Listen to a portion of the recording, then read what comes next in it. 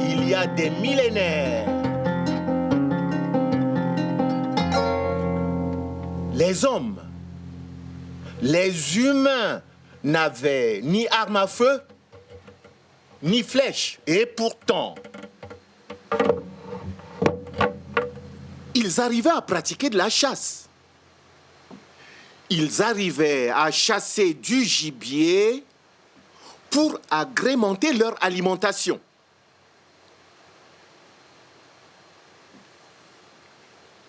Eh bien,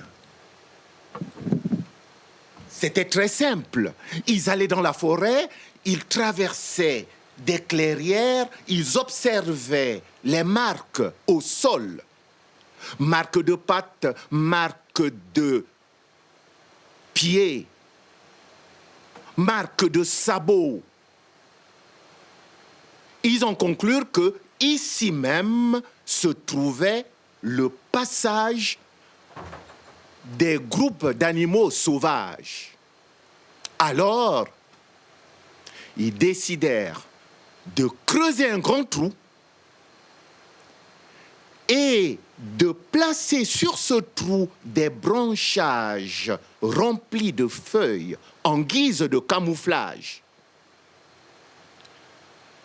afin que les cortèges d'animaux qui se promenaient, eh bien, les malchanceux se retrouvaient dans le fond du trou. Et les chasseurs, par ce moyen, ils pouvaient revenir quelques jours plus tard pour prendre du gibier sans armes et sans violence.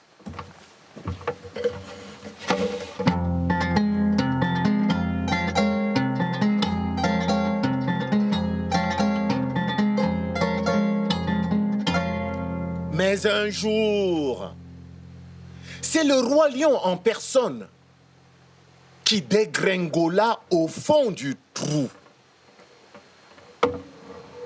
J'entends déjà quelqu'un qui dit et qui murmure « Le roi lion est dans la mouise ». Eh bien, ce n'est pas faux. Le lion resta un certain temps dans le trou et comme il ne réussit pas à sortir de lui-même, il commença à lancer des appels au secours. « Eh oh, il y a quelqu'un ?» Personne ne l'entendit. Presque personne.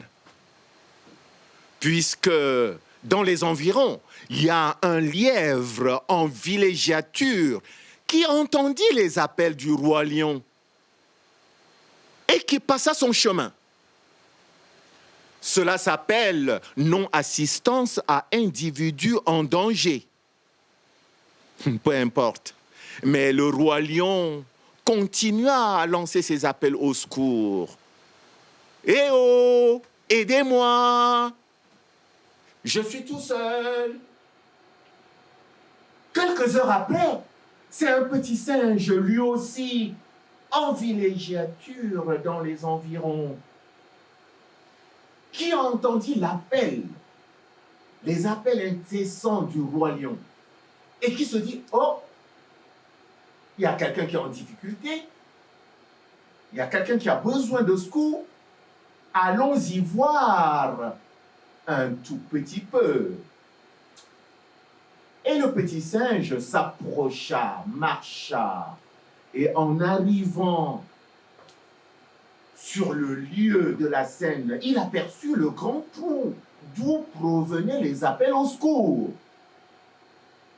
Le petit singe s'approcha et, surpris par la présence du personnage qui était prisonnier des lieux, il s'écria « Oh, mon Dieu, Majesté, Sire, Majesté, mon roi !» Chut, fit le roi lion. « Petit singe, je ne veux pas des questions et des interrogations. Ce que je veux, c'est que tu m'aides à sortir de ce trou. Oui, répond le petit singe. Je ne suis pas fort, je n'ai pas de muscles, je suis tout petit, je pourrais aller chercher mes parents pour donner un coup de main. Chut, petit singe, il est hors de question d'aller chercher quelqu'un d'autre. Eh bien, tu t'approches au bord du trou et je vais te dire comment faire. Le petit singe s'exécuta. S'approchant au bord du trou, le roi lion lui dit ceci. Eh bien, petit singe, tu as une longue queue. Envoie-moi ta queue dans le trou. Je vais m'accrocher dessus, tu vas tirer de toutes tes forces. Et alors, on pourra réussir. Et le petit singe s'exécuta. Il envoie sa queue dans le trou. Le roi lion s'accroche sur la queue du singe. Le petit singe tire de toutes ses forces. Et au bout de quelques minutes, on entend un grand bruit de chute au fond du trou. Eh bien, le roi lion a glissé. Il est retombé dedans. Déçu, le petit singe se retourna et dit « Oui, je vous ai dit tout à l'heure que je n'avais pas beaucoup de force, voilà, c'est pour ça que je ne peux pas y arriver. » Et le roi lion de l'interrompre. « Chut, petit singe, c'est de ma faute, c'est moi qui ai glissé. S'il te plaît, essaye une deuxième fois. Tu m'envoies ta queue une nouvelle fois, je vais m'accrocher dessus, mais cette fois-ci, je vais t'aider. Je vais pédaler au bord du trou avec mes pattes de devant et mes pattes de derrière. Et comme ça, la tâche sera un peu plus allégée. » Le petit singe, confiant, envoie sa queue au roi lion. Le roi lion s'accroche sur la queue du petit singe. Le petit singe qui tire de toutes ses forces. Et pendant ce temps, le roi lion exécute sa promesse. Il pédale au bord du trou avec ses pattes de devant et ses pattes de derrière. Et alors, le miracle arriva. Les deux personnages sont hors du trou. Le roi lion est sorti. Alors, le petit singe, tout heureux et fier d'avoir libéré Sa Majesté le roi lion, eh bien, aligna une multitude de salutations et de respect au roi lion. Mon roi, je vais prendre congé, Majesté. Maintenant, je vais prendre congé. Et à toutes ces manifestations de politesse, aucune réponse du roi lion. C'est alors que le petit singe se rendit compte que depuis qu'il a sorti Sa Majesté, le roi lion du trou, il n'a pas encore libéré sa queue. Le temps qu'il retrouve ses esprits, une voix grave retentit dans le dos du petit singe. J'ai faim. Eh bien, mes amis, je ne vous dis pas la scène.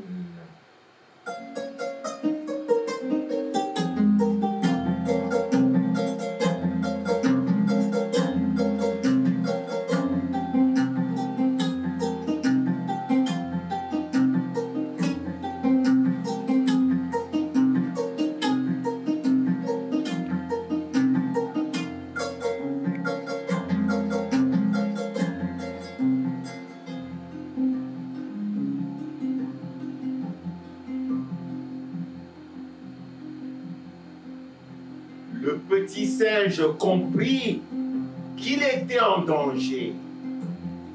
Et à partir de ce moment-là, il se révolta. Les deux personnages se mettent à se disputer. La dispute d'une violence indescriptible. Ils faisaient du bruit, ils s'engueulaient, ils se bousculaient. Ils avaient cassé les arbrisseaux qui étaient dans les environs. On les entendait à plusieurs dizaines de mètres à la ronde. Alors, ce boucan arriva jusqu'à l'oreille du petit lièvre qui, tout à l'heure, passait son chemin et ne voulait pas se détourner. Il était sur le chemin de retour. Il se dit, mais alors là, c'est très étonnant parce que je crois qu'il y a une bagarre quelque part. Il y en a qui se disputent. Allons-y voir ce qu'on va voir. Et le petit lièvre s'approcha sur le lieu de la scène. Et dès en arrivant, quelle surprise! Mais qu'est-ce que vous êtes en train de vous disputer tous les deux? C'est quoi cette scène? Le petit singe prit la parole en premier en se disant, mais il faut quand même que je raconte tout. Oui, c'est le roi lion qui a commencé. C'est lui qui veut me faire du mal alors que je lui ai sauvé la vie. Je l'ai aidé. Je l'ai sorti de ce trou qu'on voit là. Je l'ai sorti de ce trou. Et puis maintenant, je ne sais pas ce qu'il veut me faire. Je me sens en danger. Et le lièvre regarda le petit singe dans les yeux en lui disant ceci. Petit singe, toi, tu veux essayer de me faire croire et de me convaincre, moi, que tu aurais été capable de sortir le roi lion de ce trou par tes propres moyens. Sire, Majesté, vous voyez, ce petit singe est en train de mentir devant vous, il n'a pas honte. Et le roi lion de répliquer, en effet, je l'ai aidé. Il n'a pas fait tout seul. Je l'ai aidé. Parce que quand il a essayé de me tirer du trou, j'ai pédalé au bord du trou avec mes pattes de devant et mes pattes de derrière. Et c'est comme ça qu'il a réussi. Ce n'est pas vrai qu'il a réussi tout seul, mais c'est grâce à moi. Et le lièvre de rétorquer, mon roi, si vous aussi vous vous mettez à mentir, où va le peuple de la jungle? Tous les deux. Si vous voulez que moi, je vous croie une seule petite minute, j'aimerais bien que vous recommenciez la scène. Et pendant ce temps, dans les environs, devinez qui c'est qui était là. Que sont ceux qui étaient là? La girafe, le rhinocéros, l'éléphant. En embuscade pour pouvoir récupérer le siège du roi lion, pour devenir eux-mêmes rois. Mais le lion n'en voulait pas. Il voulait démontrer qu'il n'est pas menteur. Alors, le roi lion prit la parole et dit, bon, mais nous avons réussi une première fois, on peut réussir une deuxième fois en s'adressant au petit singe. J'étais dans le trou comme ceci, et en prononçant ces mots, il redescendit au fond du trou. Le petit singe m'envoya sa queue comme cela, et en prononçant ces mots, le petit singe était à la limite de s'exécuter. C'est à cet instant que le lièvre stoppa net le petit singe en lui disant ceci. Petit singe, rentre à la maison. Si tu le sors du trou une deuxième fois, eh bien, tu es en grand danger. Et c'est ainsi que le petit lièvre sauva la vie au petit singe. Oui, le roi lion est resté dans la mouise. Et maintenant, les amis, je vais vous proposer une série de poèmes pour vérifier, parce que je ne vous vois pas, je ne sais pas qui vous êtes, mais je me pose une question. Est-ce que vous êtes capable de vous retenir et ne pas donner votre langue au chat? Je vais commencer tout de suite et vous allez réfléchir Et vous irez sur le site de la Maison de l'Afrique pour déposer votre réponse en utilisant le lien. Le jour de ma naissance, je suis un bonhomme immense et j'embellis le ciel de mille et un pastels. Le soleil est mon père, la pluie est ma mère, mais je ne suis qu'un géant qui ne vit pas longtemps. Qui suis-je? La réponse vous appartient. Deuxième devinette. Je connais une dame qui se promène toujours avec sa maison sur le dos. Alors, quel est le personnage qui se cache derrière cette dame?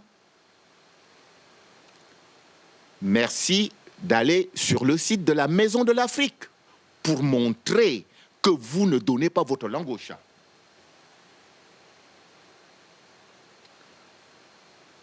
Troisième devinette.